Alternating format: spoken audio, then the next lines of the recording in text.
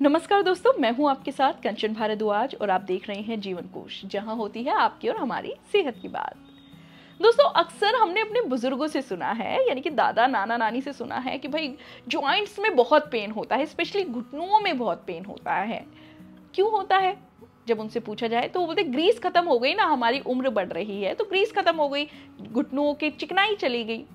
तो कभी आपने सोचा है कि भाई ये ग्रीस क्या होता है, ये चिकनाई क्या होती है? जी हाँ, आज के वीडियो में हम आपको यही बताने वाले हैं कि आखिर ग्रीस और चिकनाई होती क्या है, और साथ में हम आपको ये भी बताएंगे कि अगर आपकी भी उम्र बढ़ रही है, वैसे तो उम्र बढ़ने की जरूरत नहीं है क्योंकि आजकल यंगस्टर्स में भी ये प्रॉब्लम देखी जा रही है कि घुटनों की चिकनाई खत्म हो रही है, जॉइंट्स पेन बढ़ रहा है और साथ में चला नहीं जाता। ये सब आजकल प्रॉब्लम यंगस्टर्स में भी आ रही है। जी हाँ, तो आज की इस वीडियो में हम आपको बताएंगे कि हम ऐसा क्या करें कि घुटनों की ग्रीस और चिकनाई बरकरार रहे, और अगर खत्म हो गई है तो कैसे आप उसे बढ़ाएं।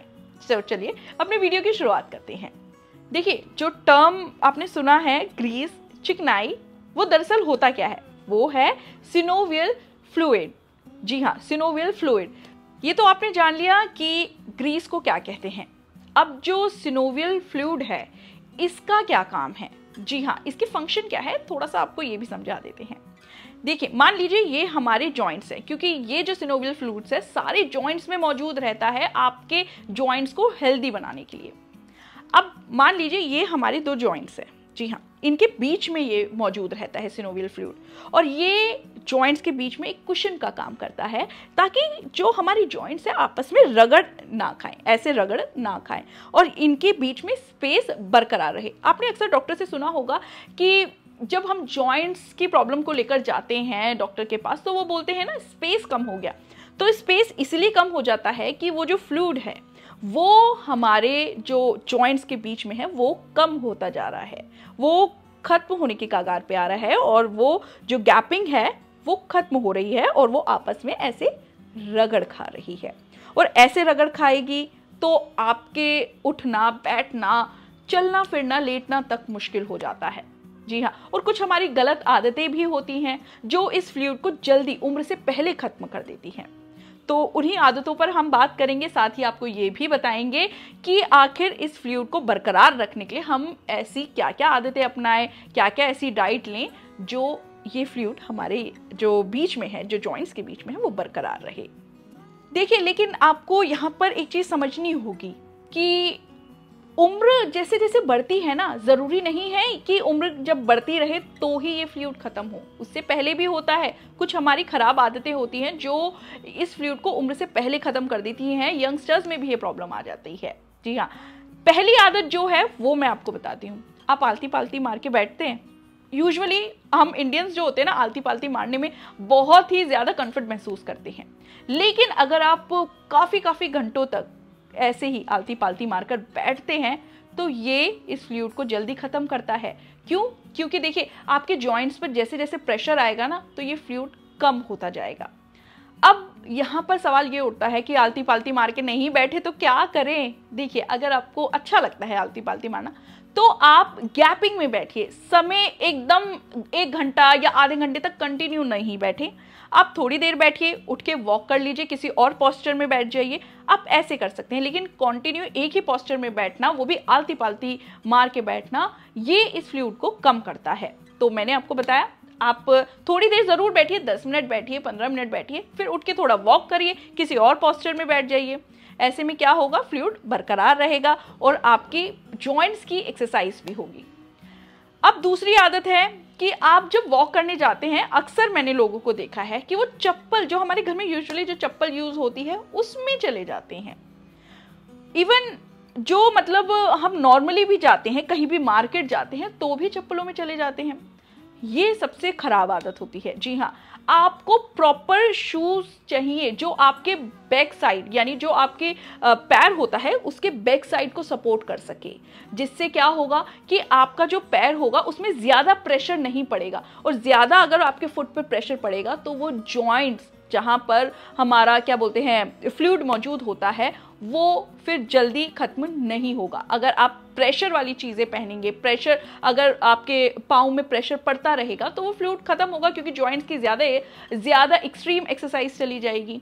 देखिए, आप जब भी चुनाव करें तो कंफर्ट शूज़ का ही चुनाव करें। ऐसे में क्या होगा कि आपको दोनों साइड से आपको सपोर्ट मिलेगा, तो घुटनों पे दबाव नहीं पड़ेगा। और अगर घुटनों पे दबाव नहीं पड़ेगा तो जो हमारा तरल पदार्थ है, जो जिसे हम ग्रीस कहते हैं, साइनोवियल फ्लूइड कहते हैं, उस पर भी प्रभाव नहीं पड़ेगा। उम्र से पहले वो खत्म नहीं होगा। हमें उसे बचा के रखना है, क्योंकि देखिए वो है तो हमारे जॉइंट्स, जितने भी शरीर के जॉइंट्स हैं वो हेल्दी हैं, तो हमें ऐसी आदतें नहीं अपनानी। देखिए, ये तो हो गई शूज़ की बात कि आपको दोनों तरफ से कंफर्टेबल शूज़ पहने जो एड़ी और पंजों दोनों को सपोर्ट करें। अब तीसरा पॉइंट है कि आपको वजन पे कंट्रोल रखना है। अक्सर आपने सुना होगा जिनका वजन ज़्यादा होता है वो अक्सर घुटनों के दर्द से परेशान रहते हैं, क्योंकि उनका जो पूरा वजन होता है वो प्रेशर हमारे घुटनों, हमारे जॉइंट्स, पैर के जॉइंट्स झेलते हैं।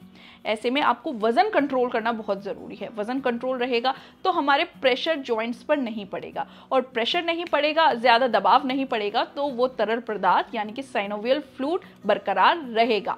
देखिए, ये कुछ आदतें हमने जो आपको बताई हैं, इन आदतों को अगर आप छोड़ दें तो आपके जॉइंट्स हेल्दी रह सकते हैं। उम्र बढ़ने के जैसे जैसे उम्र बढ़ती रहेगी, जो आपके घुटनों, जो आपके जॉइंट्स में साइनोवियल फ्लूइड मौजूद है वो भी बरकरार रहेगा, मेंटेन रहेगा, अगर ये आदतें आप छोड़ दें। अब बात करते हैं उन लोगों की जो ऑलरेडी इस समस्या से जूझ रहे हैं, यानी कि उनके घुटनों में स्पेस कम हो गया है, ग्रीस कम हो गया है। अब वो क्या करें, हम उनके बारे में भी बात करते हैं। आपको अगर अपने जॉइंट्स को हेल्दी रखना है, जी हाँ, अगर अपने जॉइंट्स में आपको सिनोवियल फ्लूइड को बढ़ाना है तो आपको हेल्दी डाइट लेनी होगी। जी हाँ, हेल्दी डाइट के साथ एक्सरसाइज बहुत ज़रूरी है।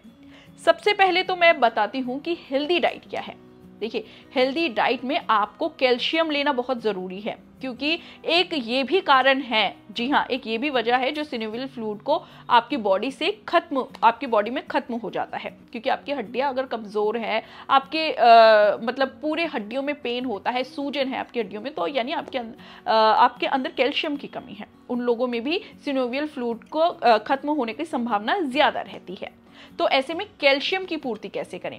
डेयरी प्रोडक्ट्स हैं, उससे आप कैल्शियम की कमी पूरी कर सकते हैं। अब डेयरी प्रोडक्ट्स में दूध आ गया, पनीर आ गया, साथ ही दही, छाछ, इन सबको आप खा के आप अपनी डाइट में कैल्शियम की कमी को पूरा कर सकते हैं। साथ ही अगर आप लैक्टोज इंटॉलरेंस हैं, जी हाँ, अगर आपको दूध पचता नहीं है या दूध के जो भी प्रोडक्ट्स हैं वो पचते नहीं है, दूध से बने प्रोडक्ट्स, तो ऐसे में आपको सप्लीमेंट लेना बहुत ज़रूरी है। जी हाँ, आपको अपने बॉडी में कैल्शियम और विटामिन D3 की कमी तो पूरी करनी ही है। ऐसे में हड्डियाँ और जॉइंट्स मजबूत रहेंगे, जॉइंट्स हेल्दी रहेंगे।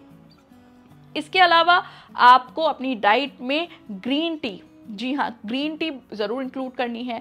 अखरोट, जिसमें ओमेगा 3 फैटी एसिड होता है, जो कि हमारे शरीर के लिए बहुत ज़रूरी है। साथ ही इसमें कैल्शियम भी अच्छी खासी मात्रा में होता है। जो लोगों को दूध नहीं पचता वो अखरोट खाएं। जी हाँ, रोज़ाना आपको 3 से 4 अखरोट की गिरी लेनी है, उनको रात में भिगोना है, सुबह उठकर उनको आप खाइए। यानी भीगे हुए अखरोट अगर आप खाएंगे तो इसमें क्या होता है, एंटीऑक्सीडेंट होते हैं। एंटीऑक्सीडेंट साथ ही अखरोट में एंटी इन्फ्लेमेटरी गुण भी होते हैं, जो आपकी सूजन जहाँ आई है हड्डियों में, साथ ही जॉइंट में जहाँ सूजन आई है, उसको कम करता है, दर्द को कम करता है, और आपके जो भी हड्डियों से रिलेटेड प्रॉब्लम है उनको भी काफ़ी हद तक कंट्रोल में रखता है।